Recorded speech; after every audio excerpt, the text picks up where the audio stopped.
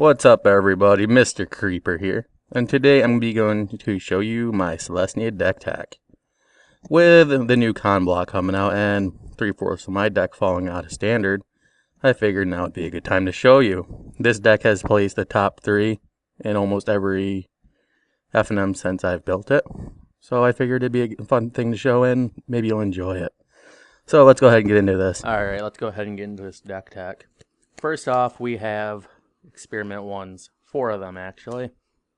This is a card we want in our starting hand most of the time, because it's a great 1-drop. It evolves with everything else that we have to drop out, and we have a lot to work with it. Second, our 1-drop slot is Soldier of Pantheon. We are running 3 of these guys. The reason we're running 3 is because we want them around early game, but we don't want them mid game. It's also a great way to gain life and gain life and protection from multicolors, so you can block all those blood barons and whatnot. But then next up we go into our 2 slot drops. We're running 4 selesnya charms. These guys are pretty good. They're usually using these guys as a removal card for everything that's power 5 or greater. Exiles them, and it takes care of just about every god once it becomes a creature. We also use it for its +2/+2 and trample quite a bit, throwing some big guys like our kalonian hydra and whatnot into the finish zone. Moving up into our next 2-drop slot is sylvan caryatid. We're running 4 of these. This is our mana fix card. Turn 1 we want to drop in Experiment 1. And then turn 2 we want to drop one of these guys. That'll evolve him into 2. We swing for 2. So moving up into our next, we have 4 celestial flares. Most people are shocked to see this in my deck, but it works out very good. If we use a combo of Selesnya Charm with Celestial Flare, we can swing just about anything through. It's like, we play this, they sacrifice a creature blocking, say, Experiment 1, which we're hoping is around 3 or 4. Then we throw this onto it, making it a little bit stronger, and we're getting all that damage through due to trample. So next in our 2-drop slot is Scavenging Ooze. We are running 3 of these guys. And the reason we're running 3 is because we want them, but then we don't want them. They're basically going to give us our life back that we've lost throughout mid-game, and they're going to eat a lot and get pretty big. Once again, you could combo this, this, and this together. And, well, that's a bonus. Up next in our 2-drop slot is Voice of Recergence. We're using 3 of these guys because, once again, it's good to have, but not good to sit with. But it's going to basically stall our enemies from using their kill spells on our turn when we attack or whatever, because then we'll just get a token, and when it dies, we get a token. That's always a big push right there, especially for someone using a lot of board wipes. If we're able to get one out and they wipe the board, say we have 2 of these, we drop 2 charms as night tokens, it's a 3/3. Good restart. But next in our 2-drop slot is fleecemane lion. We are running 3 of these guys also, because we want to build up the mana to use his monsters before we actually just throw him out there to get killed. But he is a great guy to play out on turn 3 after we play Experiment 1, Sylvan caryatid, and then fleecemane. This will evolve Experiment 1 into a 3/3 on turn 3. And then you can swing 3. Moving on into our 3-drop slots, we have 3 Corsairs of Kruphix. This is a mana fix and a way to gain life. You know, this is also a great combination with our Archangel of Thune. Archangel of Thune relies on these 3 here to gain life. We can use him to eat things, gain life, hope our opponent plays multicolor spells, and get land, gain life, and also see what's coming up. It's basically going to give us a scry, so if we have a chance to play a scry land and get rid of that and get into another land, we're going to gain life off of that. Next in our 3-drop slot, we have 2 godsends. Yes, I know I'm running it main board, but this has saved me so many times, and I find it to be a lot better than, you know, the other ones there. I've definitely relied on that card quite a bit. It stalls the game and allows me to rebuild. But moving on into our next 3-drop slot is Ajani, Caller of the Pride. This has been a fun card to play while it's been out, and I'm definitely going to miss it once it falls out, when cons come out. This is a great card. We say we have kalonian hydra. We've already swung once, got him up to 8. And we want to throw this guy out, give him double strike and flying, tap him with a selesnya charm or whatever, swinging for 10, doubles into 20. We could finish someone once in one turn. I've actually done that before. And it's just been nothing but miracles since I've had that guy out in the field. Moving on to our 4-drops. We have only one in our 4 drops, and that guy is going to be 4 Advent of the Worms. This card is an unbelievable combat trick or end of the turn trick. There's been plenty of times where I've swung Experiment 1 as a 3/3, and our opponent's playing a sylvan caryatid. I throw down a worm, and it finishes off their sylvan on them, and most of the time I'll just do that to kill a sylvan and screw up their mana fix. Also, we can use it at the end of our opponent's turn. Say they wipe the field. We have 1 token from our voice recergence. We play this. We got 2/2 and a 5/5. They got nothing. That's 7 damage coming through. We could even use whatever we get in the next set to play more stuff. But moving on into our 5-drop slot, we run 2 kalonian hydras. This is a card we don't want early game, but we want about mid game. So we're running 2.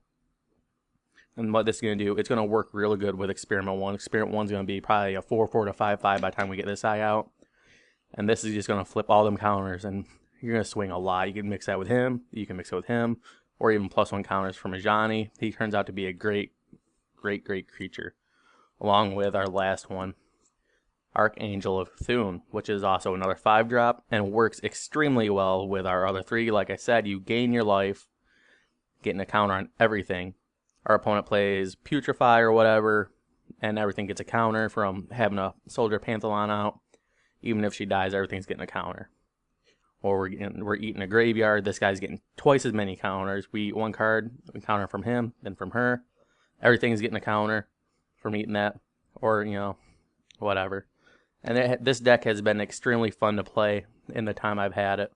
But let's go ahead and we're gonna move into our lands. For our lands, we are running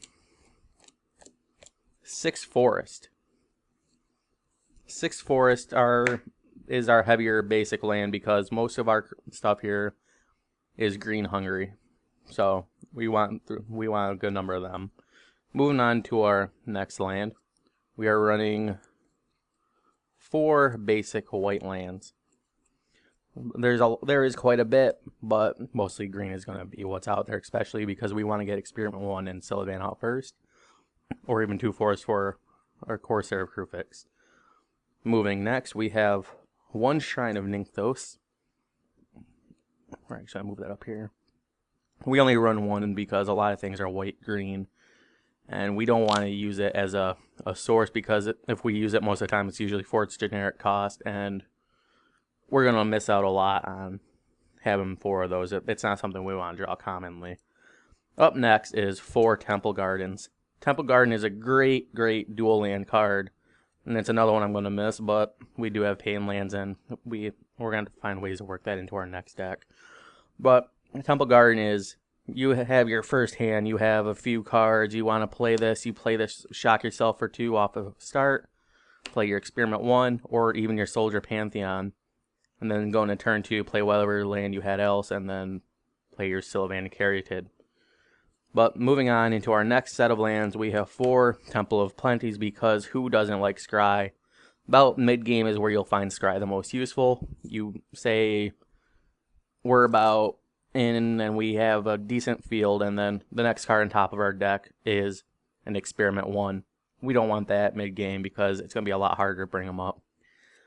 So we're going to put that on the bottom and hope we get a kalonian hydra, an archangel, thune, or something, or even Ajani. It's a good way to get through your deck and get to what you need. But that's about all I have for my main board. Let's go ahead and get into our sideboard here. Let's clear up some space for it. Alright, that seems like enough space. Up first, we are running 3 Pithing Needles. This is an extraordinary card for control decks that rely on planeswalkers. They're playing John, you can call out that Xenagos or whatever, or Domri. They're playing Esper, call out that Elspeth or the Ashiok mainly, or even Jace, whichever one they have. But it's a great card to pretty much bring them down and have to find a removal for it. In most cases, they can't, and you can pretty much spend an hour in that game trying to get through all their counters. But moving up next is we're running 3 Mistcutter Hydras. We're running 3 of these guys because they can't be countered. They have haste and protection from blue. This is going to stop a lot of those control decks from getting rid of your attacks. You can play this guy late game for 5. You know, say you have 6 mana, play 1 green, 5 mana, whatever, or even use your little Shrine of Nyx, and that will definitely give them a lot of mana if you have a lot of green or whatever out, and you'll move right up. We are running 1 Unflinching Courage. This was definitely what I was running before this one came out here. Godsend was definitely my choice after it came out, and I swapped it out with this. Simply because, yes, this is a good life-linking way to gain life, but once the creature dies, most people will target that creature. Once you put this on, say, whatever, Archangel, thune, or Mistcutter, they're going to get rid of that creature first thing, and you're not going to have it no more. But at least with Godsend, if you do lose your creature, you keep that. That's a good way to keep stalling the game. Next up, we are running 3 Luxodon Smiters. When we play control decks, we want to swap out whatever isn't helping us. Example, if it's going to be a long stalled out game, maybe I'll swap out these guys with a Corsair, or maybe sometimes even a Voice, or, you know, whatever. These guys are definitely coming in on your control games, and you'll see them work out quite a bit. Next up, we have Rootborn Defenses, 3 of these guys, because they're great. They give your creatures indestructible, and they populate. If you have a worm out, you populate that. If you have a token from Voice Recergence, you populate that. And that's definitely going to help you out in control decks. They play their board wipe thinking they're going to get you, and then, you know, screw you over throughout the rest of the game. You're like, nope, Rootborn Defenses, populate my worm token, and we're definitely going to continue this game and most likely finish them off because a lot of their creatures are going to die. And last but not least, in our sideboard, we are running 2 Planar Cleanses. They cost 6, that's why there's only 2, or else I would have probably ran 3. But what we're going to do in our sideboard is replace 2 Celestial Flares with 2 of these.